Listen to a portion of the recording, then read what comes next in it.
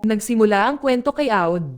Sa murang edad niya ay nagdusa siya ng terminal leukemia. Noong gabing iyon sa loob ng kotse pagkatapos tawagan ang kanyang mga kaibigan ay sinimulan niyang tanggalin isa-isa ang mga kontak sa kanyang cellphone. Tumawag lamang siya para humingi ng paumanhin at magpaalam bago siya mamatay. May ilang contacts na natitira na parang espesyal para sa kanya, pakiramdam niya kailangan niya silang makita ng personal. Sa ibang lugar sa Amerika nakita si Boss na nakikipag-usap sa isang magandang babae sa bar. Si Boss ay isang gwapong lalaki at maraming babae ang nabaliw sa kanya. Pagkatapos magsara ang bar, nabigla si Boss nang biglang tumawag si Aud.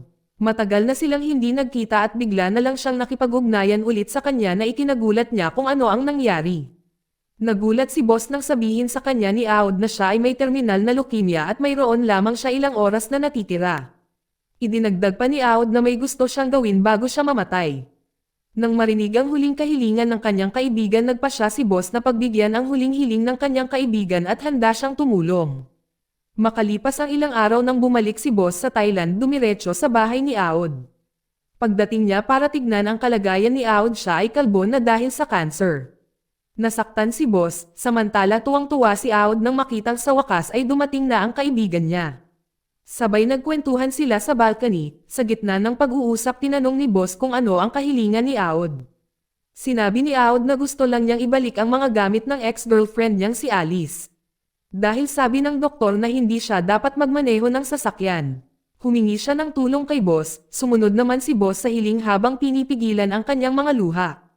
Nang hindi nag-aksaya ng oras ang dalawa ay agad na pumunta sa lugar ng dance studio ni Alice. Dahil ang kanyang ama ay dating isang sikat na music radio announcer. Upang aliwin ang kanilang mga sarili sa isang paglalakbay na nagpatugtog sila ng isang recording ng broadcast ng ama ni Aud. Nang dumating sila sa harapan ng dance studio ni Alice, hiniling ni Aud kay Boss na tulungan siyang kumbansihin si Alice na makipagkita sa kanya. Dahil alam niyang hindi niya gusto kung tatanungin siya nito ng direkta. Bago umalis si Boss para makipagkita kay Alice, sinabihan niya si Boss na wag sabihin kay Alice ang tungkol sa kanyang karamdaman. Sa wakas nakita ni Boss si Alice, nang malaman ni Alice kung ano ang pakay ni Boss sa kanya. Tinanggihan ni Alice ang kanyang hiling, nang makita ang kanyang ugali, inis na inis sa kanya si Boss. Pinipigilan niya ang kanyang galit at sinabing baka ito na ang huling pagkakataon na makakatagpo siya ni Aud at gusto niyang bigyan siya ng kaunti sa kanyang oras upang makipagkita kay Aud. Sa kabutihang palad pagkatapos na mahikayat si Alice sa wakas ay pumayag siya. Nang gabing iyon ay sa wakas ay nagkita sina Aud at Alice ng personal. Gumamit si Aud ng wig upang itago ang kanyang kalbong ulo. Matagal na silang hindi nag-uusap, sa katunayan ng sila ay nasa isang relasyon ang mga bagay ay naging awkward. Si Aud nagpaliwanag kung bakit siya nakipagkita kay Alice, gusto lang niyang ibalik ang kanyang bag. Sa kalagitnaan ng kanilang pag-uusap biglang umiyak si Alice. Dahil sa lahat ng oras namimiss niya ito. Kahit may karelasyon na siya dati pero si Aud lang ang laman ng kanyang puso. Nakakasiguro si Aud na malakas si Alice nang wala siya at may pagpapatuloy niya ang kanyang buhay. Bago umalis noong gabing iyon ay naglaan sila ng oras para sumayaw sa huling pagkakataon. Matapos maghiwalay ng landas ni Alice at Aud, pinag-usapan ni Boss ang kanilang susunod na plano. Nang malaman ni Boss na gusto ni Aud na makipagkita sa isa pa niyang ex-girlfriend. Si Boss ay nagalit dahil mas gusto ng kaibigan niya na makipagkita sa mga ex-girlfriend niya kaysa magpagamot sa sakit niya. Inisip ni Boss na malamang gagaling si Aud kung magpapagamot siya. Pero sinabi ni Aud na namatay din ang kanyang ama sa cancer. Sa huling buhay ng kanyang ama si Aud ay nagsisi na hindi siya nabigyan ng pagkakataon na makilala siya. Dahil alam niya kung gaano kasakit ang iwan ng taong minamahal. Si Aud ay ayaw na niyang maulit ang mga pagkakamali niya noon. At ayaw niyang maging malungkot ang mga taong nakakakilala sa kanya kung wala na siya. Nang makita siyang nagpupumilit, nagpa siya si Boss na tumulong. Ngunit sa kondisyon na kapag natapos na ang lahat ng ito ay kailangan niyang sumailalim sa chemotherapy treatment, pumayag si Aud at agad silang umalis. Kinaumagahan si Aud at Boss ay dumating sa kanilang destinasyon sa may isang shooting site at nandoon si Nuna. Pero dahil masama ang acting niya ay napapagalitan pa siya ng director. Kaya naghintay sila na matapos, ngunit nagkaroon ng idea si Boss na magdulot ng gulo upang makipagkita na si Aud kay Nuna. Dahil kay Boss ang shooting ay tumigil. Nang nasa loob ng simbahan si Nuna nakita siya ni Aud na malungkot. Sinubukan siyang kausapin ni Aud ngunit ang kanyang reaksyon ay kakaiba. Sinabi na Aud na gusto lang niya siyang batiin sa kanyang mga tagumpay. Humingi din siya ng tawad sa hindi pag-supporte sa kanya noong nagde-date pa sila. Gusto lang niya itong protektahan siya para hindi siya magkamali ng landas. Pagkatapos ay binigyan niya ito ng trofeo bilang tanda na siya ang pinakamagandang ex-girlfriend niya. Nang marinig ang pangungusap, ngayon lang naalala ni Nuna na ang araw na naghiwalay silang dalawa. Nung gabing yun sa Amerika nung nag-audition si Nuna sa isang room. Si Aud at boss ay biglang sumingit na nadistorbo ang shooting tapos binugbog ang director. Umiiyak si Nuna habang naglalabas ng galit, sawa na siya kay Aud na lagi siyang pinipigilan upang makamit niya ang kanyang pangarap na maging isang artista. Si Aud ipinaliwanag na ang direktor ay isang manloloko dahil walang opisyal na audition na isinasagawa ng mag-isa sa isang saradong silid. Sa kasamaang palad ayaw ni Nuna na marinig ang kanyang paliwanag. At sa huli, dahil hindi na niya napigilan ay humiling na siya na makipaghiwalay. Pagkatapos maalala ang mga alaala na emosyonal na hinampas ni Nuna ang kanyang trofeo. Sinampal niya si Aud at umalis na para ituloy ang shooting. Habang si Aud naman ay nananahimik na lang pagkatapos na masampal ng ganoon. Pagkatapos noon ipinahayag ni Nuna ang lahat ng kanyang emosyon sa shooting. Kahit na hindi siya nakita ni Nuna na kakaiba ay nagpapasalamat na makita siya sa huling pagkakataon. Kahit na nabigo itong humingi ng tawad sa kanya ay tiniyak niya na hindi pinili ni Nuna ang maling landas. Noong gabing iyon upang aliwin siya, si boss ay inanyayahan siya na lumabas para uminom sa bar. Nang makita ang kanyang kaibigan na tinutokso ang waitress, doon bilang isang kaibigan na hiniling ni Aud kay boss na huminto sa pagiging playboy. Gusto niyang simulan niyang seryosohin ang buhay at maghanap ng babaeng mapapangasawa. Sa kalagitnaan ng kwentuhan dumating ang waitress para dalhin ang order nila. Nang malaman nilang may ahas sa loob ng bote nagulat sila. Pero sa huli ay uminom sila. Nang matapos sa inuman, si Ad ay samuka sa inidoro dahil sa sobrang dami ng nainom niya. At nang matapos ay nagulat si boss nang makita si Aud na nagsuka ng dugo at nawalan ng malay. Dahil sa pagkataranta ay dali-dali siyang dinala ni boss sa hospital. Nang makita ang kanyang matalik na kaibigan na nakahiga na nanghihina, ang kanyang puso ay sobrang sakit. Kinaumagahan habang naghihintay ng race eta para kay Aud si boss ay nabigla nang makita si Aud na papaalis sa kanyang kwarto. Gusto ni Aud na umalis sa hospital dahil sa pagkakataong ito ay gusto niyang makilala ang isa pa niyang ex-girlfriend na si Roong. Si Aud ay nagpumilit na umalis at walang ibang pagpipilian si boss kundi ang sumunod sa kanya. Sa gitna ng malakas na ulan ay nakarating na rin sila sa bahay ni Roong. Ngunit nang sila ay tinawagan si Roong sinabi na siya ay nasa ibang bansa, na napansin na si Roong ay nagsisinungaling. Si boss ay sumilip sa bintana at tulad ng inaasahan ay nasa loob pala si Roong. Pagkatapos ay sinabi niya sa kanya na si Aud ay pumunta doon para lamang makita siya. Sinabi niya na ang pagkikita na ito ay maaaring ito na ang huli at humingi siya ng kaunting oras para makipagkita kay Aud.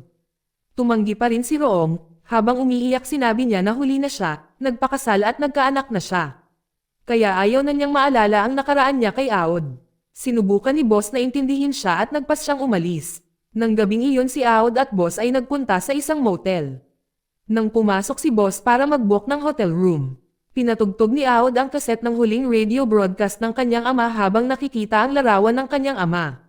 Bigla niyang napagtanto kung gaano nasasaktan ang puso ng kanyang ama nang ayaw niyang makita siya sa dulo ng kanyang buhay.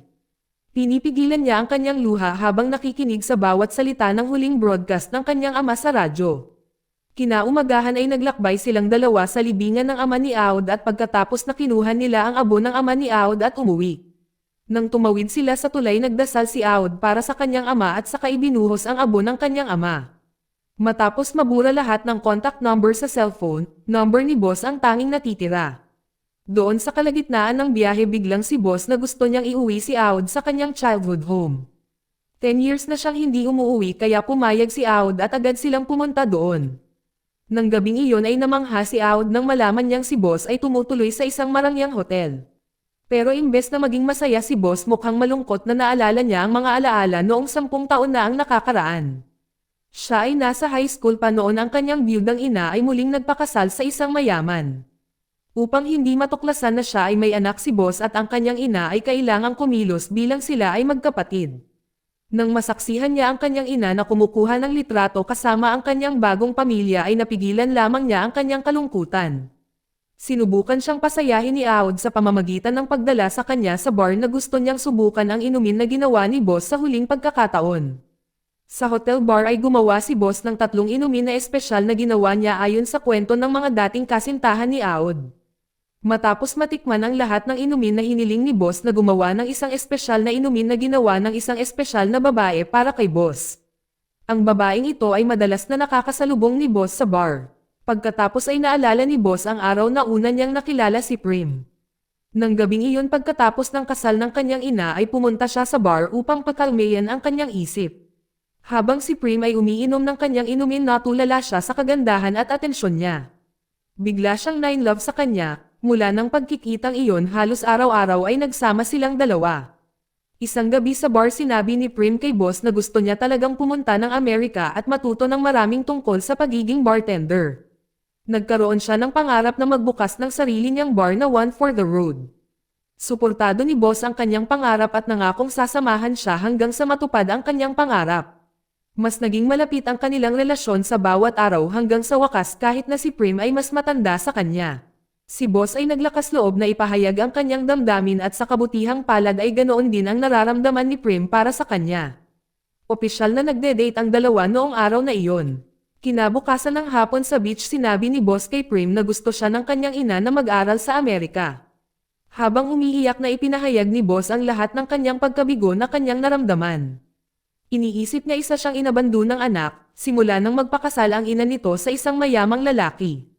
Ang kanyang buhay ay naging sagana sa kayamanan sa kaibuturan niya ay naghihirap siya. Sinubukan ni Prim na pakalmayan siya at sinabihan siyang kumuha ng pagkakataon dahil ito ay isang magandang pagkakataon sa halip na magdusa. Sinabi ni Prim na siya may sapat na ipon para makapunta sa Amerika kaya gusto niyang lumipat silang dalawa at tumira sa Amerika dahil dito si Boss ay gamaan ang loob. Sa kasalukuyan si Boss nagtanong kung bakit biglang nakipag-usap si Aud tungkol kay Prim. Ipinaliwanag ni Aud na ang kanyang tunay na layunin sa pagsasabi kay Boss na pumunta sa Thailand ay hindi lang para humingi ng tulong para makilala ang mga ex niya. Pero bilang kaibigan gusto rin niya itong tulungan na makita muli ang babaeng mahal niya at pagkatapos ay ikinwento sa kanya ang araw na una niyang nakilala si Prim. Noong gabing iyon sa isang restaurant sa Amerika, noong unang beses na nakita ni Aud si Prim na pumasok sa trabaho ay bigla siyang nine-love dito at kahit alam niyang may boyfriend na ito ay wala siyang pakialam at pilit na lumapit sa kanya. Isang gabi pagkatapos ng trabaho ay sinabi ni Aud kay Prim na ang bar ng kanyang kaibigan ay kumukuha ng isang bartender. At dahil alam niyang may karanasan si Prim bilang bartender ay iminungkahi niya na doon siya mag-apply. Sa kabutihang palad ay natanggap siya sa trabaho. Sa kasamaang palad dahil sa dobleng trabaho at pag-overtime ay hindi nagkaroon ng oras si Prim sa kanyang kasintahan ang relasyon ng dalawa ay naging pilit. Isang gabi nang si Prim ay abala sa pagseserve ng mga bisita. Biglang dumating si Boss sa restaurant upang makita ang kanyang kasintahan. Nang nakita ni Boss tinutokso ng lalaki si Prim nakaramdam siya ng inis saka siya emosyonal na nagpakita ng transfer ng malaking halaga sa account ni Prim. Saka nagtanong kung saan siya nakakuha ng ganoong kalaking pera. Dahil hindi siya makakakuha ng ganoong kalaking pera sa pamamagitan ng pagtatrabaho bilang isang waitress. Sa wakas ay tapat si Prim na ang pera ay bayad mula sa ina ni Boss. Dahil nagawa niyang kumbansihin si Boss na pumunta sa Amerika. Umiiyak si Prim habang patuloy na humihingi ng tawad. Napilitang kunin ang pera para makapunta siya sa Amerika. Nabigla si Boss sa narinig at nakipaghiwalay kay Prim. Dahil sa walang matitirahan si Prim pumunta siya sa apartment ni Aud at nagbitiw sa kanyang pinagtatrabahuhan at magpukos sa bar. Sa kabilang banda si Boss ay palaging lasing tuwing gabi na parang gusto pa niyang makipagkita kay Prim sa kabila ng kanyang pagkabigo. Makalipas ang isang buwan isang gabi ay nagkaroon si Prim ng kompetisyon sa bartending. Habang naghahanda si Aud ay nangahas na ipahayag ang kanyang nararamdaman pero tinanggihan niya siya. Kahit na nakipaghiwalay na siya kay Boss sa kaibuturan niya mahal niya pa rin si Boss. Si Aud nabigo sa kanya dahil hindi niya mapapalitan si Boss sa puso ni Prim. Dahil si itinuturing lang siyang kaibigan ni Prim. Pagkatapos si Aud ay nakipagkita kay Boss na nagagalit dahil pakiramdam niya ay hindi karapat-dapat si Boss sa babaeng tulad ni Prim. Nagsinungaling siya sa kanya sa pagsasabing may bagong nobyo si Prim. Nang marinig na mas lalong nagalit si Boss, umalis siya habang lasing. Noong una ay nasisiyahan si Aud na makita si boss na bigo. Ngunit nang makita niya si boss na binugbog ng mga tao sa istasyon ay naawa siya sa kanya at nagmadaling tumulong. Simula noong insidenteng iyon ay naging magkaibigan ang dalawa at kahit si boss ay niyaya si Aud na tumira sa kanyang apartment. Ngunit habang lumilipas ang panahon si boss na hindi pa rin nakakalimot sa pagbabago ni Prim. Ay madalas na siyang magpalat ng mga babae at halos araw-araw ay naglalasing. Bilang kaibigan na konsensya ang isang kaibigan sa kanyang ginawa. Sinira niya ang buhay ng kanyang kaibigan ngunit kahit na gusto niya talagang maging tapat at sabihin kay boss ang lahat ng bagay ay natatakot siya na baka mas madismaya at mapahamak si boss. Kaya napilitan siyang itago ang sikreto. Matapos marinig ang lahat ng mga pag-amin ni Aud ay talagang nadismaya si boss. Hindi niya inaasahan na ang taong dati niyang tinuturing na matalik na kaibigan ay nagtangkang nakawin ang babaeng minahal niya ng sobra. Si Aud ay humingi ng tawad at maibigay ang bagong address ni Prim. Bumalik na si Prim sa Bangkok, umaasa siyang makikita siya ni boss. Ngunit dahil nadismaya na siya ay sinabihan ni boss si Aud na umalis at hindi na muling magpakita sa harap niya. Sa gabi ding iyon ay bumalik si boss sa Amerika. 3 buwan ang nakalipas sa Amerika nang si boss ay naglilingkod sa kanyang mga customer, ang kanyang ina ay nagpakita sa kanya upang bigyan siya ng isang cellphone na iniwan ni Aud. At sinabi sa kanya na namatay si Aud. Nagulat si boss habang nagpipigil ng sakit. Sa gitna ng pag-uusap habang nakatingin sa kanyang anak, humingi ng tawad ang ina sa lahat ng kanilang mga kasalanan sa nakalipas. Matapos magpaalam ang kanyang ina at umalis, si boss ay naiwan sa pagkabigla dahil namatay ang kanyang kaibigan na wala siya sa tabi nito. Nang gabing iyon nagpasya si boss na bumalik sa Thailand. Habang papunta sa airport sakay ng taxi na nagpatugtog siya ng voice recording sa cellphone na binigay sa kanya ng kanyang ina. Sa recording narinig niya ang huling mensahe ni Aud. Nagpasalamat siya kay boss sa pagiging matalik niyang kaibigan.